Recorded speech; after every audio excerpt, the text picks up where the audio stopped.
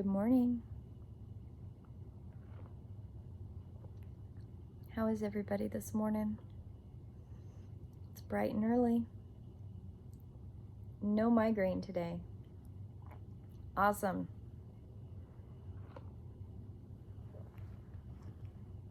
It almost feels weird when you've had a migraine for 3 days, almost 4. Depends on how you count it. I still have a headache, but I don't have a migraine. There's a plus there. I'm not entirely certain what's going on. My little oracle ring has showed that I've had an on and off fever for a couple days. So I'm not sure what's going on, but I do feel better. So we're just gonna go with that. Our card today is 43, Come to Life. I remember the first time I went through these cards a couple years ago, and I remember that this card right here was like, wow, that's powerful. She's painting herself, and look at her animal helpers. Look at that. Isn't that powerful? Just think of the image of that message. She is painting herself. She's creating herself. She is getting help from Mother Earth and her helpers to create and to manifest her existence. I don't even have to look at the book. All I have to do is look at the card. Isn't that beautiful? And one is a monkey and one is either a raven or a crow. It's a corvid. We'll just go with that. Corvids are so smart. And the monkey's holding the honey pot or a pot. And it could be honey. It could be paint. Isn't that beautiful? And then there's a little butterfly there too. So transformation, complete and radical transformation. I've always thought of butterflies. Once I figured out that they were an animal that goes in as a caterpillar and comes out as a butterfly. Well, there's a story with that. So the first time somebody told me the caterpillar turned into a butterfly, I called them a liar. I was like, that's not a thing. And they were like, no, that's a thing. I'm like, no, that's make-believe. They're like, no, that really does happen. I'm like, it does? I remember being confused, like, that's a thing? And then being captivated by that process and fascinated. I remember being fascinated how tadpoles turn into frogs and caterpillars turn into butterflies, and the transformation process into something that looks totally different, and finding it so fascinating and beautiful. Okay, so Come to Life in the book. You are the most sacred of all sacred artworks. You are bringing yourself to life now, and this is how it must be. Of course, something being essential doesn't mean it's always easy. You must support yourself and have courage during the process. Your monkey mind is not to run the show. It might have a lot to say, and at times it seems pretty convincing, but it's not the one in charge. Your mind can inspire you with ideas. However, it is the real you that speaks through your rebellious, sacred heart and is living your life, not the monkey mind. The mind is not much more than a swirling cacophony of habitual reactions. The journey beneath the mind and into the sensual, emotional connection with your feelings, emotions, and body is for a sacred purpose. It is part of your path. You are one of the sacred but powerful minority that have chosen to come into a body and live consciously within it. That may seem like it applies to everybody, but when you experience it yourself, you will realize it's actually rather rare. Being completely activated within your consciousness and being activated in your day-to-day life, well, it's not as rare as it used to be, I don't think, because there's so many more people who have come into the world and brought that light with them and are conscientiously moving forward with that light. And being out there and being out front and doing the work, that light is powerful. You can support your own process by scheduling time for yourself and keeping to it like you would the most important date in destiny. Write in your journal, dance your dance, draw your pictures, make your art, be kind to your body, listen to it, and let it live. Let it be alive. Even in times of pain, know that there can also be ecstasy and bliss in the process of healing as the awakening continues. The message of this oracle is to be alive. Don't go back to sleep. Be alive, be awake, be activated. There is another adventure waiting for you.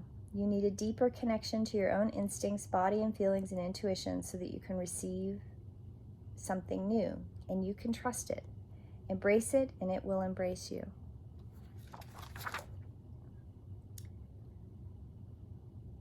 I think what I love about this card from the first time I picked it up is that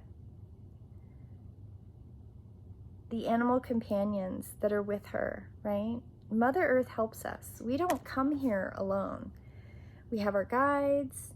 We have Mother Earth around us, within us, surrounded by us, around us, surrounded around us. Wow, I'm not really sure where I was going with that, but I think the key piece is that we're not doing this alone. She always helps us. She always gives us support. Hello, Astra, as I talk about animal companions. Hello. Are you gonna not stay? I think that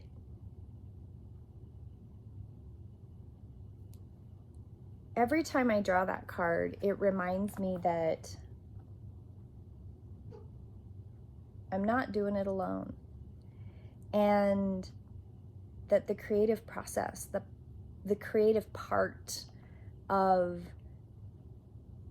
transmuting energy as an energy sensitive being is part of that growth and that awareness and that activation and coming to life and really using all of these tools. And that I need things like my charged tea in the morning. I have to have that. I also have charged water next to my bed. So I drink charged water because I am an electrical being. I am an electrical, water-filled being. And those physical things connect me into this body so that I can transmute all of that energy and I can do all of this extra work. You know, they talk about, actually there was a conversation that I heard recently and it kind of really coalesced that there are people that, well, all beings, all people here, all human beings here on this earth have different touch points within their body, right? There's different ways that they're anchored into their body. And anchoring in helps you with different perceptions on how you do things, how your wiring works, how the energy anchors in your body. And this whole migraine cycle, I don't like migraines. So when I have really bad migraines, I do not anchor in up here at all. I am anchored in really low in my body because it hurts so much up here. And when I do that, I get really emotional. I get even more energy sensitive. My field of energy, my bubble around me, is very, very sensitive to the emotions, not of others, because I'm not an empath in that way, but my own emotional reactions to things aren't balanced. And they're much lower in the body. Nausea, gut-wrenching feelings, different kind of stuff like that. So when I come out of migraine, so I've had a couple days of migraine, I'm coming out of it, I'm coming up in my body, and I'm coming back up into this area, all of this. And yesterday evening, as I was going to bed, I was really tight back here, in this area. And then I realized that if I really stretched my whole back and opened everything up, and really stretched like that and opened my arms, it really opened and pulled everything back up and up into my back and back through this area and back up into the back of my head. And it was an amazing feeling. And I think that there's some validity in when you're doing any kind of stretches or yoga, or Tai Chi or Qigong or martial arts, there is a energy body connection part, not just moving through the movements, but there's breath with this, there's intention with these modalities, and these modalities have been around for thousands of years, and they're very healing. So I really encourage you to think about finding a modality that fits you and moving that into your day. When I get really migraine-y, I like to lay on the floor. And I do a lot of extra stretching when I get a migraine, because I'm really trying to move that energy around because it hurts so much here. I don't always, depending on how much the pain is. The other day I didn't do anything, I just laid. But when I wake up in the morning, I do some stretches in my bed before I actually get moving, much to the consternation of the cat. And I don't do them every day. So if like my husband's at home, I won't do them there because he's trying to sleep or something. So, but during the week, I do try to do some movements every morning. And one of the new movements that I've been really incorporating has been, I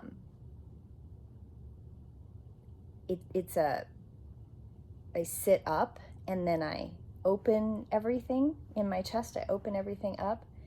But then when I do a long stretch, I also elongate everything longer so that I'm being pulled from the top and pulled from the bottom, and really visualizing that circle 8 of energy that goes all the way up and down the body, down from below you and all the way above you. And that's a cool exercise to add to. So anyway, there's all these tools that we have. There's all these modalities that are available that are a piece. They're a piece of the puzzle in anchoring us into this body and helping the body fuel and be able to support the work, that spiritual, higher consciousness, and day-to-day life work. Anyway, so I hope you all have a beautiful day today, and migraine-free, and I will see you in prayer.